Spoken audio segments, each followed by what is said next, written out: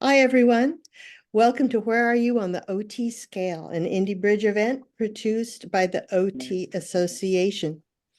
So we could advance that image. Mhm. All right. We are located at indiebridge.org. That's our website. You can find our events and contact information there. You can email us with questions, suggestions at info@indiebridge.org. Or if you want to join our really theta group, Indie Bridge, on Facebook, just email info@indiebridge.org for an invitation, and we'll get your Facebook info and send you an invitation from here. Okay, next slide. There, thank you. Our next OTA event is a mystery. It's a secret. The topic is TBA, so to be determined, to be announced. But it is on Saturday, August 24th, 2024, 10 a.m. Pacific time. So we will keep you apprised of that. Look at your email, look at your inboxes for something from info@indiebridge.org, and we'll let you know the topic as soon as we've got that.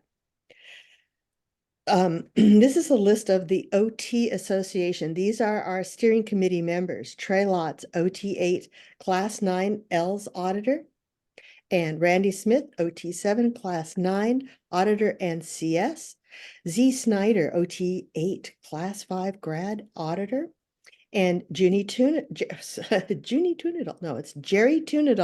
OT8, Class 9 Auditor and CS. Ingrid Hoffman, OT8, Dianetics Auditor. Greg Cohen, OT8, Class 2, and I'm your OTA Chair and MC, Mary Blackford. I'm OT6 and a Class 2 Auditor.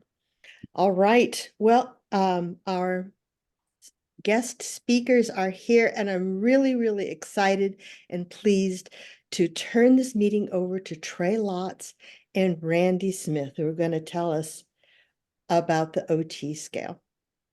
Take it away, guys. Hi.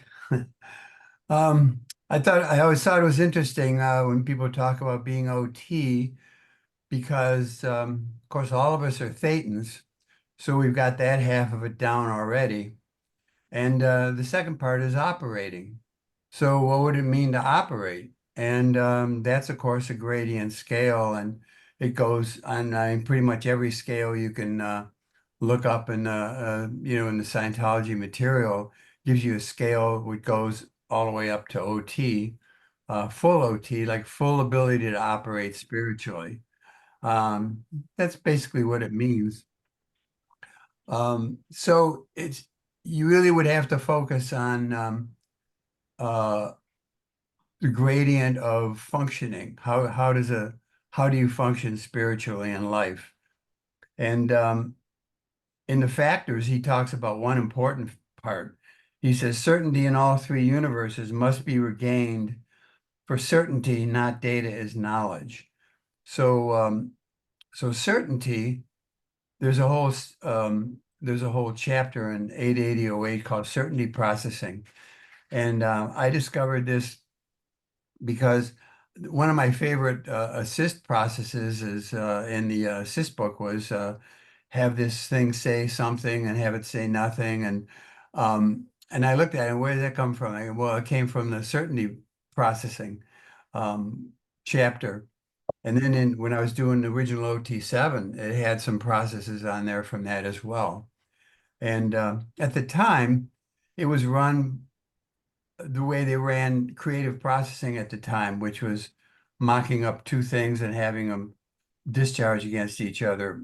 Then around 53, he decided that would actually, and some people just were stimulated bank. It wouldn't really always work. So we dropped it. So really, literally, nobody's done certainty processing for 50 years.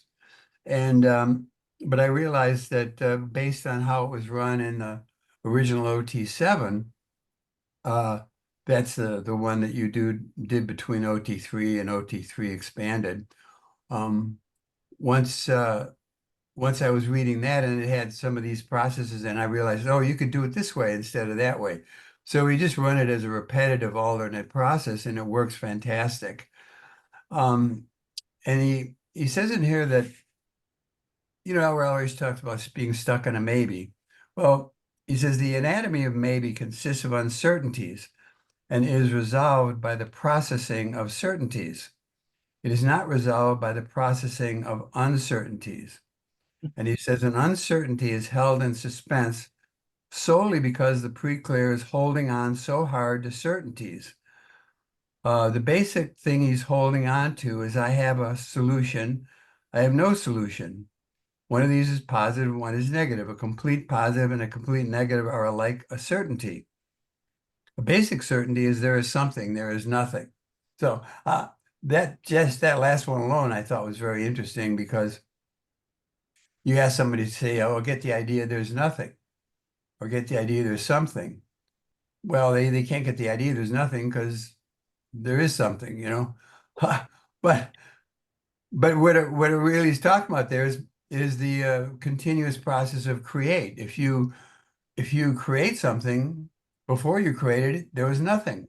And after you created it, there was something. So something and nothing goes back and forth between no create and create. And to that degree, it loosens up your ability to create because you don't have this counter create in the background of there is something, but it's really nothing, or there's nothing, but it's really something. See, those are uncertainties. And that's the interesting thing about certainty processing is, you know, these days there's a lot of new age people that are doing affirmations. You know, they look in the mirror and say, I'm good, I'm wealthy, I'm happy, and you know, they repeat that as affirmations. Um, Sometimes you can get a win on that because you can make the postulate and kind of blow through a counter postulate and it sticks, which happens and you can do it. However, a lot of the time, um, all you're really doing when you're doing it repetitively is you're stimulating the op term. Like you're going, I'm happy, I'm happy, I'm happy, and a little, or I'm, you know, I'm okay, I'm okay. And there's a little voice in the back of your head says, no, you're not, you're a fucking idiot, you know? And or nah, you're never gonna be anything, you know. So what somebody has to do in certainty processing is take, so that's an automaticity or a circuit that turns on. You put the postulate hits this what I always calls a ridge response system, and it bounces back as a counter postulate. So you have to exhaust the counter postulate before the postulate will stick. So if you keep toggling back and forth between I'm happy, I'm not happy, I'm happy, I'm not happy, eventually that dichotomy releases. And what are you left with? You're left with certainty that you are the way you are. And that's a basic, very basic certainty. Are you looking at something and you resolve any uncertainties about it and you look at it, what is it? Well, it is what it is, you know? So, you know, where you end up landing in the end is I am myself and it is what it is, you know. That just summarizes the whole thing. But getting there, you're running off an awful lot of counter postulates. And to that degree, you are able to attain certainty. But another word for certainty is confidence. People who are confident, well, you might ask, well, what about a surf fact? Because a person who has a surf fact or a fixed idea, well, they're very certain, you know, they're very certain that you're an idiot and that they're right all the time, you know. So are they really certain? Well, you'd have to say that they're not really that confident in their own reality, so they have to assert it. And if you're really confident, you don't have to assert your reality or yourself. You just have to be there and you know, interact, and you don't have to be um you don't have to dominate or make wrong or prove somebody's wrong or something like that. So so that's one of the things that happens with certainty processing is you tend to flush out computations, and once you run dichotomies on the computations blow.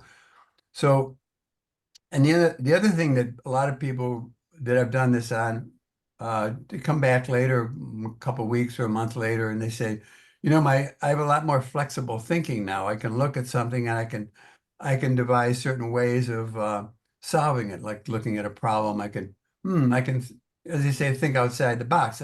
I'm not, I'm not in that groove of automatic responsive thinking that a lot of people have. Well, everybody has to some degree. But then again, that's the degree to which you are OT, is the degree to which you are looking at things in present time. You're being yourself. You're seeing things the way they are without distortion. And this process, this rundown goes a long way towards accomplishing that. It's the way it happens is you're at some point on the time track, something comes up and you say to yourself, "Oh, I can't do that." And later on something comes up that says where you say to yourself, "Yeah, I can do that. I'm sure I can do that." So you've got those two postulates there, even though they're in different times, they're not really differentiated in time if they're in the reactive mind. So they tend to float up and even out with each other. So you have one old postulate opposed to another old postulate, even though they weren't at the same time, they still match each other. So they tend to hang up. And once you go back and forth between those two certainties, it kind of releases the A equals A of the lockup of those two concepts. And so therefore, the next time you think in that area, you're thinking in a new unit of time and you're thinking in a fresh way about something that maybe you'd thought about a certain way very often in the past, but over time, as you observe and you compute, your mind changes. You're a lot more able to um, uh, evolve, you could say, towards better and better understanding of the environment and better ways of doing things. So anyway, that's what I've noticed on doing certainty processing, and that's one of the ways that you could become a lot more OT is to you can do this yourself actually. We just read the chapter in 88008 on certainty processing, and or get somebody to run it on. It's easy. It's a dichotomy, and you just run it to a release, and it runs great. So anyway, that's one way of achieving OT or working towards OT. So turn it back over to Randy. Thank you, Trey. Very interesting. Yeah, and today I'd like to just read a little bit of LRH. This first thing is from the Advanced Clinical Course of April 10th, 1954, from Phoenix, Arizona. And here's what LRH says. I'm just going to read a little bit of this. Goals. Life has solutions for many things. It has never had a solution for aberration until now. The target of the auditor is not simply the eradication of aberration, it is the relegation of aberration to the status of a solved problem. Hmm. Primary in auditing procedures is getting the pre-clear to change his mind. When he can shift postulates easily, and it will, he will continue to be in good condition. When he cannot, this is a problem of other universes in which he is trapped. And by the way, he defines universe in the Tech Dictionary as a whole system of created things. And he'll explain that a little bit. In any universe, one is subject to the postulates of the God of that universe. Therefore, when a pre-clear cannot be brought to change his postulates, he must be having trouble with other universes.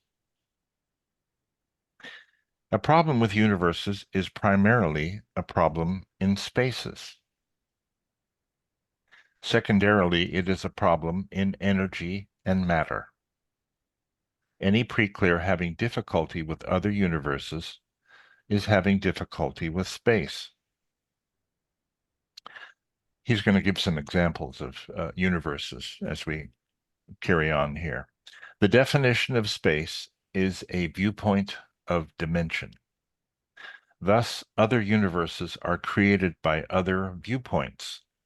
When a PC has been changed in space a great deal by another viewpoint, and when he has many impacts in common with it, he may believe that he is in another universe, and mechanically, this is so. In such a way, a pre-clear may be found in Mother's universe, or in Father's universe, or even a pet's universe, or in his body's universe. How many people out there think they are just a body and the body is everything, you know? Or, of course, he could consider that he's in the Mest universe, where the postulates he conceives are those of God. And then LRH makes a joke here. The nuclear physicist studies God's postulates. In other words, the postulates of the Mest universe. Yeah. Whenever a pre-clear cannot change his own postulates easily, we conceive that he is operating upon other postulates than his own, and thus that he is in another universe. We resolve space only insofar as we need to resolve other universes.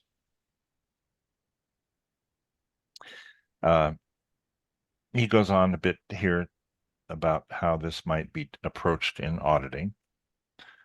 This is an e-meter problem, that of other universes, and is resolved by asking the PC while on the meter whose commands he would obey. Father's commands, mother's commands, etc. The meter will experience its biggest drop on those universes where he is having the greatest conflict. However, the meter will not necessarily respond on universes in which he is entirely enclosed. By removing the reacting, the biggest fall on the meter universes, one at a time, will exteriorize the PC from all universes. And that's all that I'll read from that. There's more to that, but that's from the ACC, April 10th, 1954. And I'd just like to comment on that. I'm auditing a number of people on the grades right now, especially grade 0, grade 1, grade 2. And some people who have not done the grades, they wonder, well, what do you do on the grades? You know, grade 0, communication, grade 1's about problems, Well, my opinion is this is the kind of thing that you're doing on the grades. You're helping the PC separate from these universes, these different universes he may be stuck in, he may be enclosed by without even being aware of it. Well, I just have to follow mother's directions. I follow mom's orders. I follow dad's orders. I follow my boss's. I have to follow my pet's orders. My pet tells me what to do, you know, whatever. And you gradually disentangle him from these things to where he goes, wow, I guess I have a viewpoint. I have some choice in all this myself. What do you know? And he gradually increases this self-awareness of his own choice. Now, here's something that Ingrid Hoffman selected from the book 88008 that I think is relevant to this. And thank Ingrid for this. Quote, this is from LRH. From the standpoint of the Mest universe, the greatest reality would be had by matter itself, and this seems to be its evident goal toward the fate to make him into solid energy. The reality on one's own universe is poor because he's in a comatose state of agreement with the Mest universe. Comatose is like being in a coma, being unconscious. It is found on processing, however, that a pre-clear is in poor condition in direct ratio that he has accepted and agrees and complies with the MEST universe. And he's in good and active condition in direct ratio to the degree he can break this flow of agreement and establish his own flows and thus create his own universe. One's appreciation of the MEST universe is almost uniformly the energy which one himself places upon the MEST universe. In other words, his illusions. Now, we've all heard that illusions are a bad thing. Oh, you shouldn't get trapped in your illusions, blah, blah, blah, blah, blah. You need to be practical. Don't have illusions. No, listen to what LRH says. When he loses his hopes and dreams, his illusions, it is because he has lost his ability to emanate energy back at the MEST universe and is dependent upon the energy the MEST universe thrusts at him. End of quote. That's from the chapter Affinity, Reality, and Communication from Scientology 8008. All right, and then next I want to talk about, this is from LRHED 298 International from September 1978, the year of technical breakthroughs. I'm just going to read a little section of this.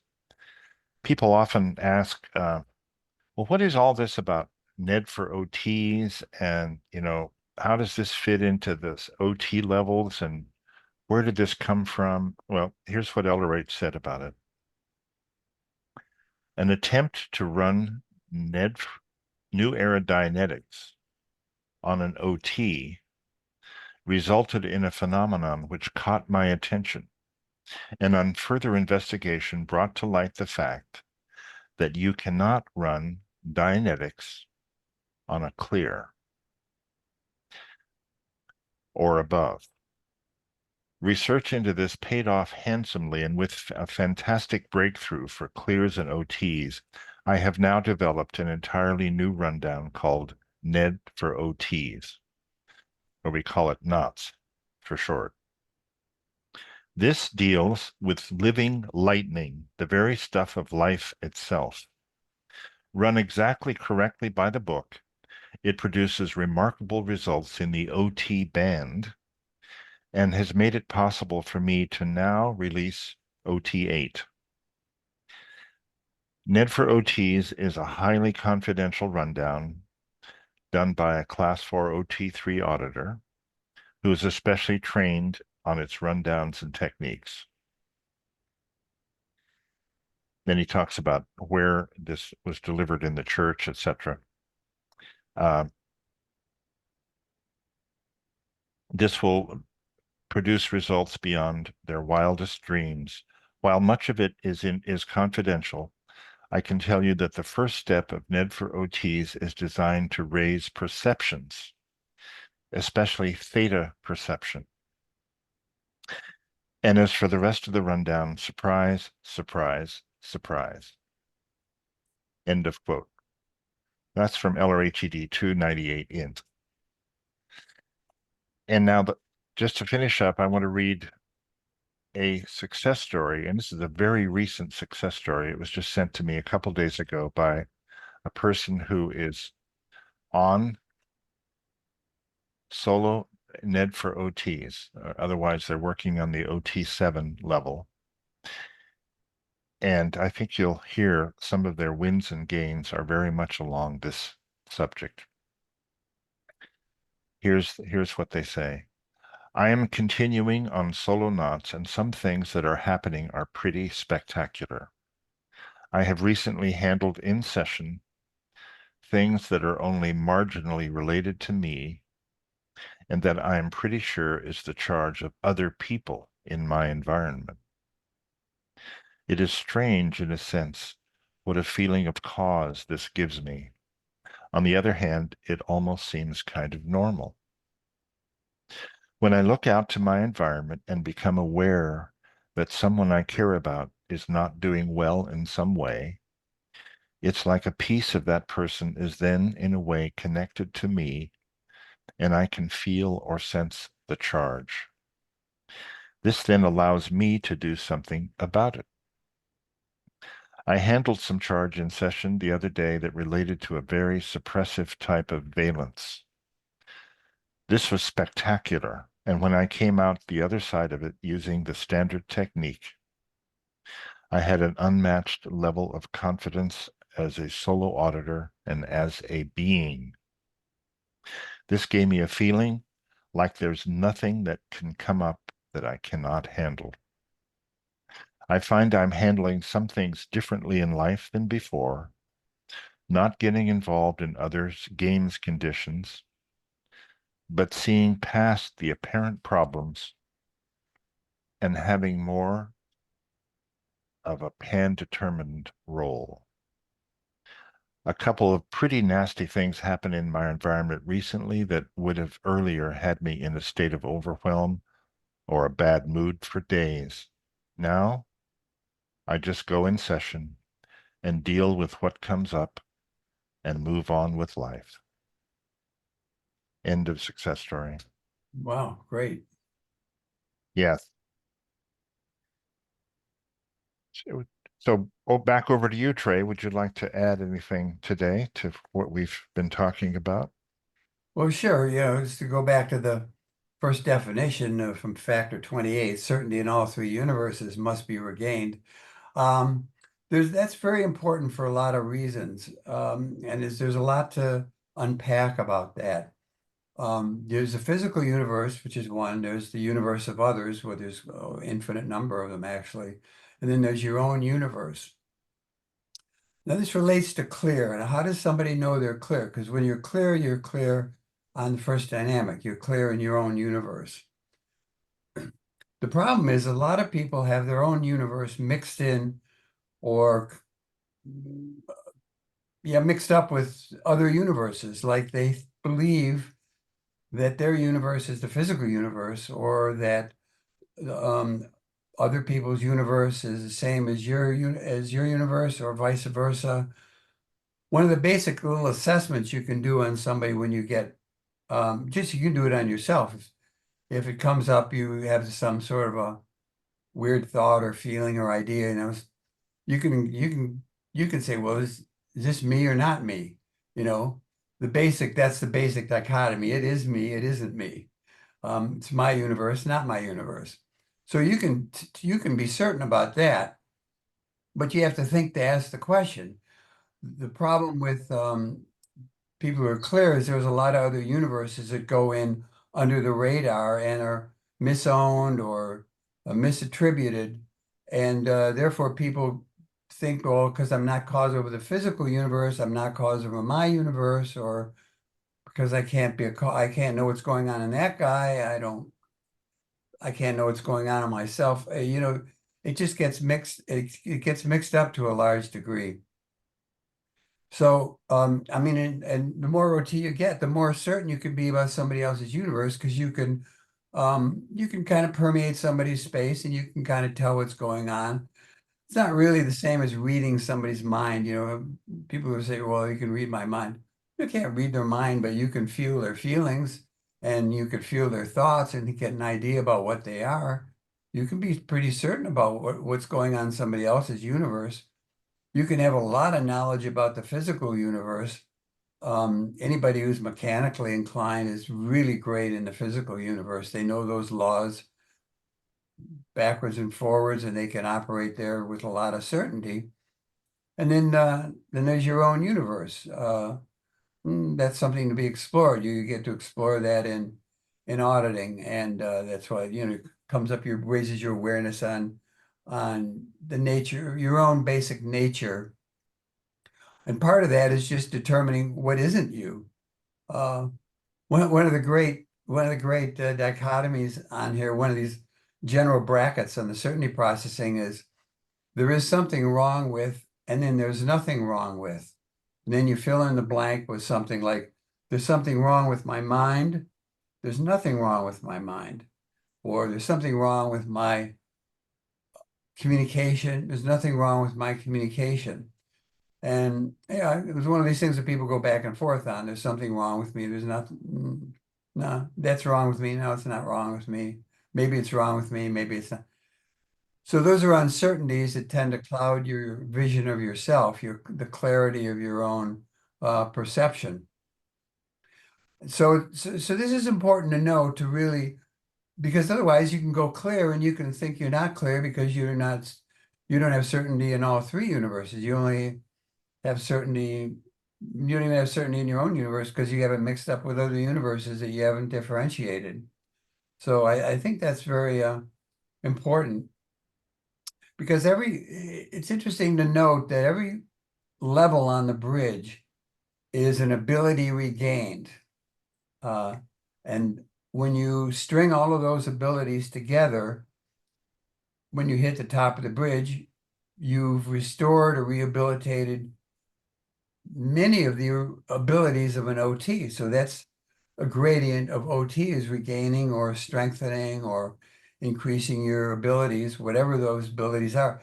And the lower level abilities are more important than ever. The more you go up the bridge, your ability to communicate, solve problems, to function in life without committing overts or having withholds, maintaining ARC and not falling into fixed ideas or surfacts. If you can do that, you can stay very, very exterior and very OT.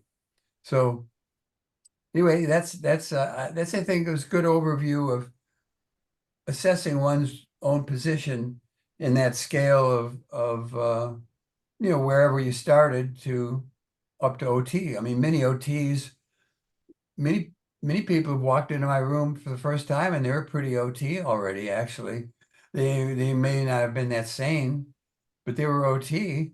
They could function, and they were Thetans, so they're OTs. But intelligence and intelligence and sanity were also two very important distinctions and things to differentiate. Because people think, well, if somebody's smart, they're sane, or they're not smart, they're not sane. Not necessarily true, especially if you relate it to being knowledgeable. Some people are educated, other people are not. But I met a lot of very smart people who only had a very basic education. One of my good friends is functionally illiterate, but boy, he's sharp. And other people can be extremely smart and not sane at all.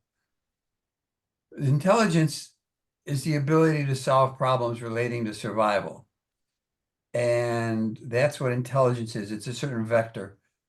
And sanity is the degree to which your solutions to problems benefit or harm broadly the broader dynamics.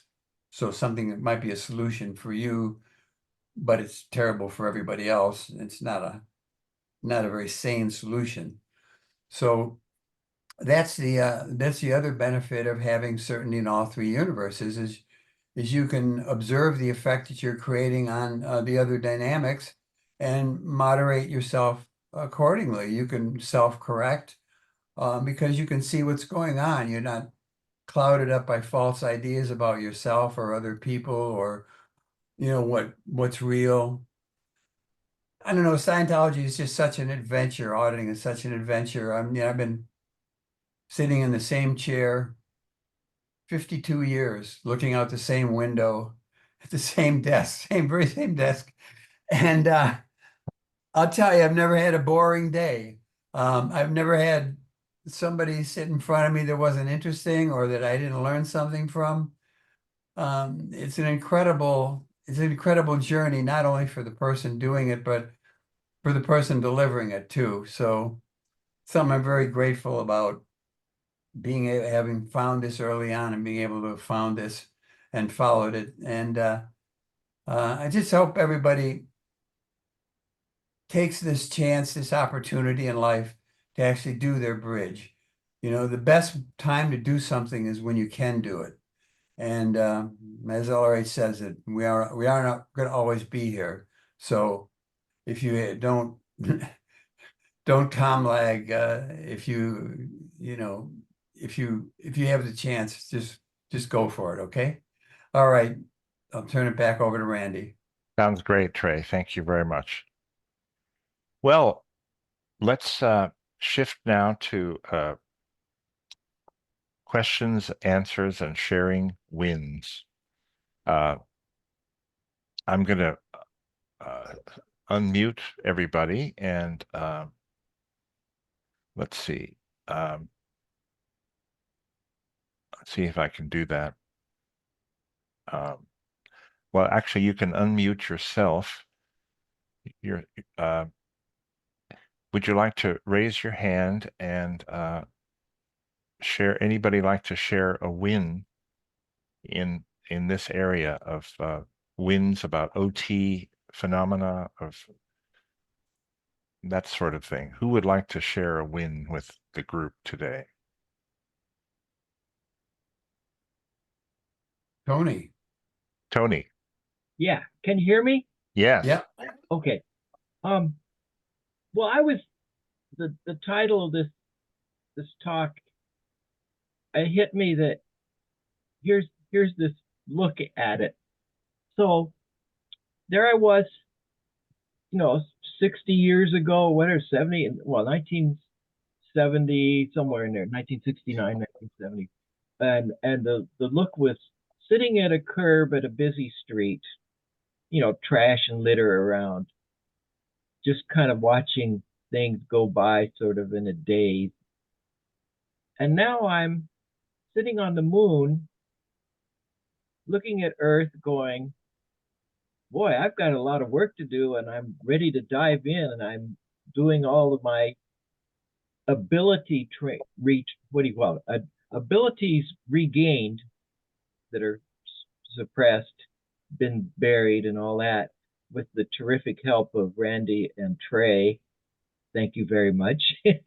And I'm looking at this future, and I'm not even done with the not advanced procedure that's going on, and I'm not really worried if it takes me 3 more months. So what, because like Trey and Randy have indicated, it's incredible every day, whether you're being the solo auditor or there's a PC sitting in front of you, the amount of wow factor, I'll call it.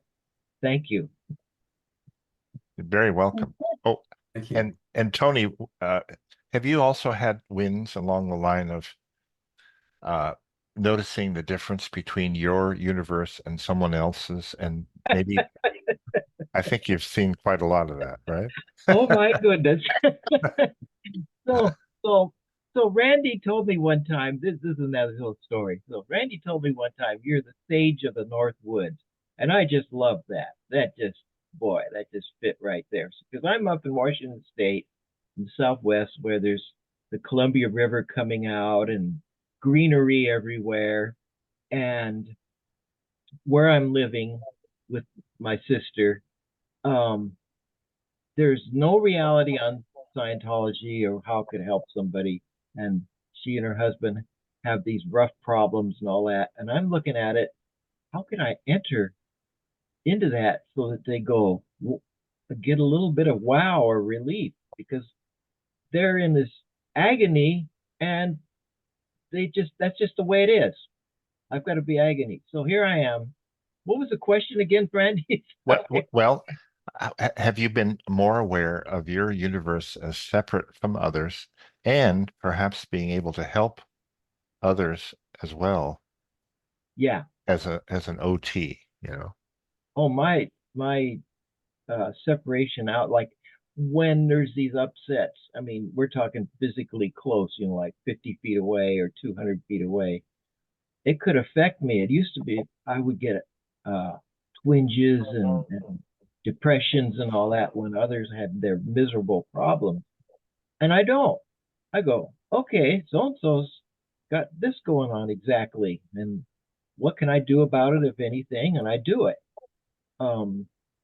Just by continuing what I'm doing, I think what I read somewhere here with bronze is that a Thetan, how does that go? Is a Thetan doesn't necessarily particularly do anything, but things get better in his environment. Mm-hmm. Yes. You know, Yes. so uh, that's definitely been true years ago when uh, started with Trey. Just by boy, Trey's couch is is the most wonderful thing in the universe for sharing with others and their remarkable gains as I was there myself. Sure. It's like a crossroads of people on the road to OT, right? Yes, yes. Great. Thank you, Tony. Anyone Welcome. else like to share wins along this line? Um, Yes. How about Greg? Ollie. Oh, Greg, Hi. sorry. Well, thank you. Well, what I'd like to say is that I wanted to confirm everything Trey said about certainty processes and the else auditing that I've had over the last 5 years has been tremendously fruitful. I mean, there is no day that it goes in my life that I don't have a win. I mean, wins are happening every day. And the beauty of all this is that I put this, it gives me the power to create on the greatest good for the greatest number of dynamics. And I mean, my postulates and thoughts are so easily operate on that level that I don't have to think. I immediately react toward any situation or handle any situation with that in mind, with that idea of what's the greatest good, and so on. And as a result, our group that I manage and the people I manage are doing so well. They're flourishing and prospering, and we are helping thousands of people every month, and it's just going beyond. The power of these processes are beyond anything anyone can imagine. I can say that because I've been applying it for the last few years. And if it wasn't for these processes that I got from Trey and so on, my power would be just like very minimal. Even as an OT, I still would not have that certainty. But the certainty processes really gave me the certainty, what's my mission in life, what is my goal, what I want to do, and basically operate from the eight dynamic. Is truly operating from the eight dynamic, looking down the other dynamics and see what game I want to play that brings the greatest good for the greatest number of dynamic. And I'm more than ever certain in my own universe, what's my mission, what's my motivation in life. And I have so many people around, they're all happy, they come to me, they're in communication and so on. And life is just so easy. It's not at all a burden or anything like that. So it's just beautiful to see that we can create a world, as I already said, that could be proud of. A world without criminals, a world without insanity, and so on. If it can be done at this scale, I can do it. I can imagine if there are so many auditors and so many OTs doing it on a higher level and everywhere, we truly can bring about that vision, that goal. So again, I wanted to thank you, Trey, for last 5 years of amazing professional auditing. And it does take a great auditor, I have to say, to be able to do these levels. And I can say that it's been Trey is so incredible in his tech and his certainty and his application that I mean, as I said, I have wins every single day and I'm very happy. People are very happy. Everything's going great. And so everything that LRH promised, really, I feel like is true. Now that I read LRH ACOBs, honestly, is like, I have no doubt about it. I have total certainty that what he says is true because LRH, now I can see he operated on truth all his life and give us the truth. And I believe Scientology is gold. Any piece of wisdom from Scientology, I treat it like gold. And we do seminars Saturdays, and Lucia, who delivers it, I have talked to her and so on, and she has that level of understanding that these are gold. This wisdom that we impart on people are really like gold. And someday they're going to cognize, oh, okay, yeah, that's what it was, and hopefully they get on the bridge. So yes, I believe I have achieved my dream, my goal, and of course my next challenge is to get my training done, which I'm organizing my life and office, I work, everything, to be able to do my training, because I definitely want to get the training side, at least for my own sake, for the time being. So that's my win. And thank you to Trey, and thank you to Randy, and thank you to everybody to be there. Thank you very much, Greg. Welcome. Yay. And would somebody else like to share some wins today on this subject? I would. This is Manny. Great, I've been Manny. on. Go ahead. Yeah. I've been on a constant win since I walked into the Upland Mission, and I was. It was like, I don't know. My daughter was 15, so 15 years ago, and I was out of communication with my daughter. She's 15 years old, making her confirmation, and in the Catholic Church. And she wouldn't talk to me, and so I go in there. I know I'll drag her into Scientology, and they'll fix her. So, and the mission holder says, you're dealing with a spiritual being here, and it just floored me because I've been treating her like a piece of mess. And then the next thing he said, in not so many words, is it's probably you anyway. But anyway, that's my turning point. And then I did the Purif, and I met Trey and did life repair, and then I did the grades, and my postulates just work. Life just works.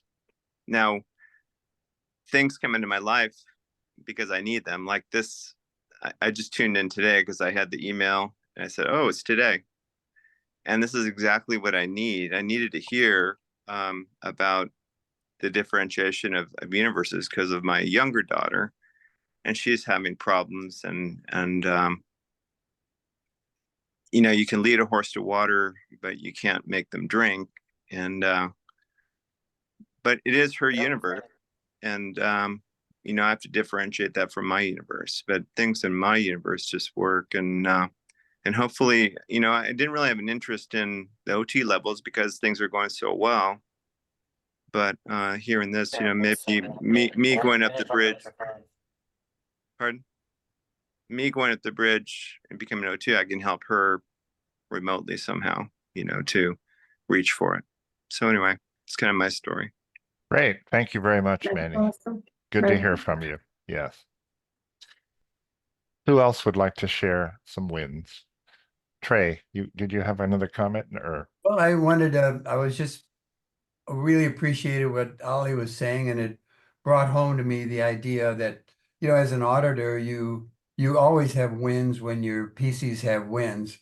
But what's even a bigger win is to see your PCs go out and give wins to other people because they're more uptone, they're more capable.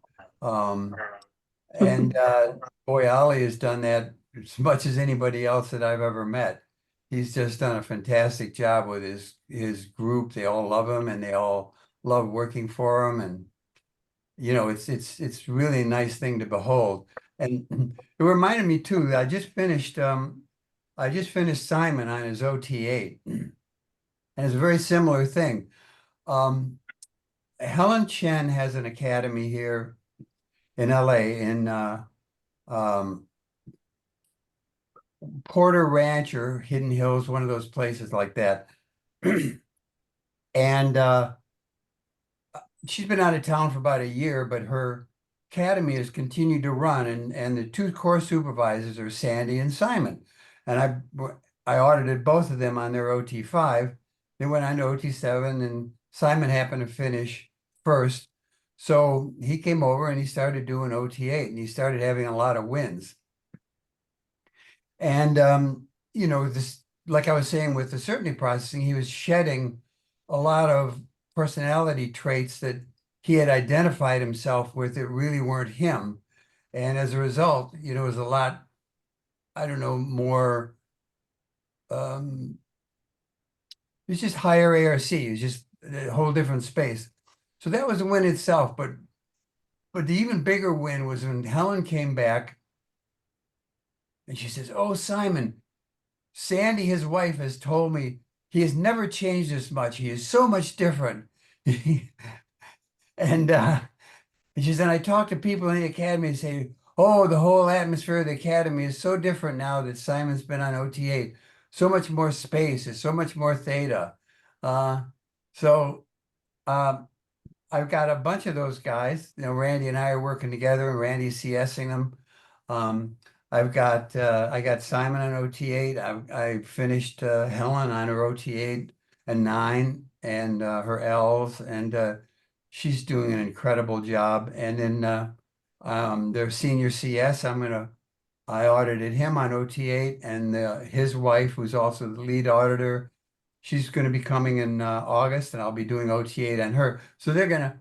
So in Helen's group, what's so impressive to me is that her big goal is for everybody in her group to reach OT8.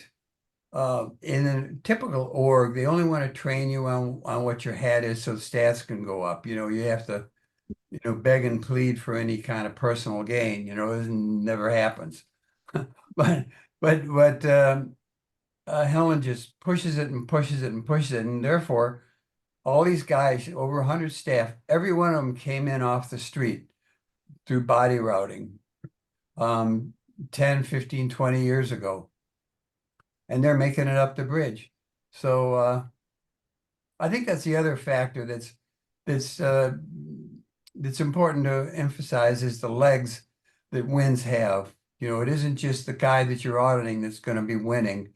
It's the people he's connected to are going to feel better and have wins too. And that's in some ways it's even more important because it goes out across the dynamics. Absolutely. Well said, Trey. Yes. Yay. Randy, Great. I think Olga wanted to say something. Who's that? Olga has raised her Oh, yeah. hand. Go ahead, Olga. Hola, buenos días. Buenos dias. Hey. Can you hear me? Yeah. I'm so happy to be here. You upraised my tone because I was going like to cry before, you know. So, Trey, that's amazing. You told me yesterday just about this certain process, and because I told you like this whole story about America. Can you imagine? Like I planned to go to America, and I like, oh, yes, no, yes, no, yes, no. I was nearly like in Mexico. Can you imagine? Like it's like closest point. And the funniest thing, of course, I already like decided not. I will not go like blah blah blah. But I was at the airport going back to Peru. I'm in Peru now, and the neighbor gate was to Tijuana. Like what a pastelato I have like. So yeah, I checked yesterday this chapter. I will do it again, but I got what you mean. So that's amazing. So just thank you so much for Very good. everyone. Yeah, that's great. That's great. It shows that Wonderful. you can have a lot of wins just by studying the tech too, and it already loosens up a bunch of stuff and blows stuff in your mind, you know? Right. That's great, Olga. Thank you. Thank you. Yes. Anybody else like to share wins in this area? Yes, I would like to say something about the universes. It's very, very interesting that sometimes when I have, miss emotions in my space or a problem comes in or something is wrong, I just look at it and most times because I have, gone up the bridge, I'm trained, I'm OT8, I'm like, that's not mine. I think this is not mine. And in that instance, just by looking at it and, actually indicating to myself that this problem or this misemotion is not mine, it just goes away and I feel so much happier. It's a very, very simple measure that one can do to just key out whatever is going on or whatever is bothering us in present time. Because as Randy read these references, you know, we can get entangled in others' universes. And another thing is, for instance, you know, being manipulated by media or by advertisement or whatever. You know, you can just look at it and say, well, that's not mine. I don't have to have this. I don't have to do this. And just back to simplicity. So that was one thing that I wanted to say. Another thing is the definition of cause for, as far as being OT. Just a regular definition of cause is a person or thing that gives rise to an action, phenomenon, or condition. So I felt from a very young age, I felt I was quite cause. I was able to do things on my first, second, third dynamic, etc. But having gone up the bridge, having done training, having done auditing, I just felt that I was able to, you know, cause so much more on a broader scale. Like the circles kind of become larger and larger as far as your influence, of power of influence. So, and I think that's what the OT levels and training has done for me, to just give that cause that I initially had a major boost. Yeah. Very good, Dee. Thank Great. you very much. Yeah. Sure. Good. Anybody else like to share wins on this subject Or questions? or questions? Mm-hmm.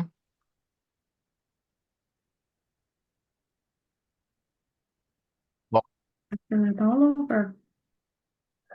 Okay, well, I would just like to add that I would second what Trey said about auditing. I've been auditing for about 50, 55 years, and I audit quite a lot every week.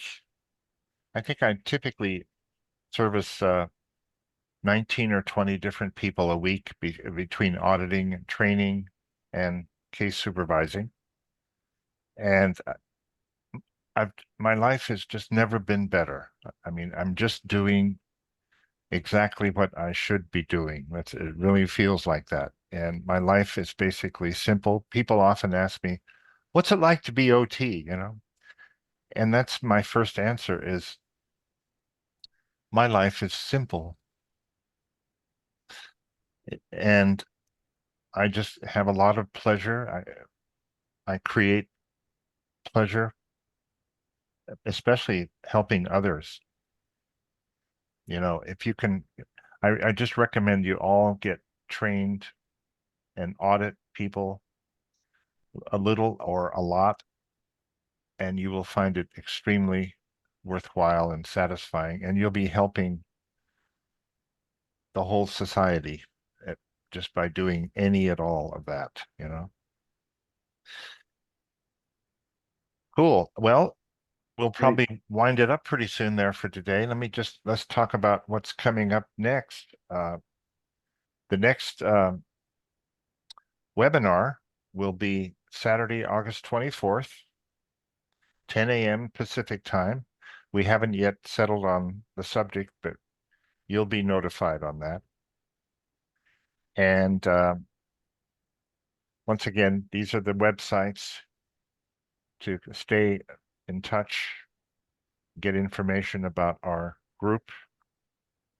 We're very much a pro L. Ron Hubbard group, and we all have wins applying Hubbard's technology. And thank you very much for being here. Really a pleasure to see you all. And I guess we'll wind it up there unless any of the OTA members have anything more to say. Thank you very much, Randy. You're very welcome. Thank you, Randy. Is it possible to get the references put in the chat? The references we talk about as far as cause and the other things, is it okay to kind of add it in the chat here? Yes. Not right away, but we'll actually We could email them. We'll post it on the Indie Bridge. Exactly. Okay. Yeah. Perfect. You. Sure. Yeah. All right and then. Thank you, Trey and Randy. Yes. Thank you too. So good to see everybody. Yeah, Thank you, Trey. see Thank you very everyone. much. good to see everybody. Bye. Okay, Bye-bye. bye-bye. Bye-bye. Thank you. Bye.